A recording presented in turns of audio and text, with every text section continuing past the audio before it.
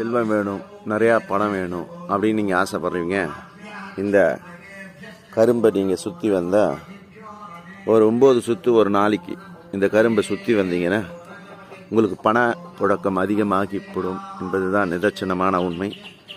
இந்த கரும்பு பேர் பார்த்தீங்கன்னா பேய் கரும்பு. இந்த கரும்பு யார் வச்சிருந்தா அப்படின்னு பார்த்தீங்கன்னா, பணத்தை திறந்து தன் வாழ்நாள பணமே வேணாம் அப்படின்ட்டு பணத்தை வேணான்ட்டு இந்த கையில் பிடிச்ச நம்ம பட்டினத்தாருடைய கரும்பு தான் இது. இந்த கரும்பு பேர் பேய் கரும்பு. இந்த பேய் கரும்பை நம்ம தினந்தோறும் நம்ம வீட்டில் வளர்த்தா செல்வம் பெருகும் என்பது தான் நிதர்சனமான உண்மை. இதன் அடிப்படையாகத்தான் பேம்புவை சைனீஸ் வளர்த்தாங்க.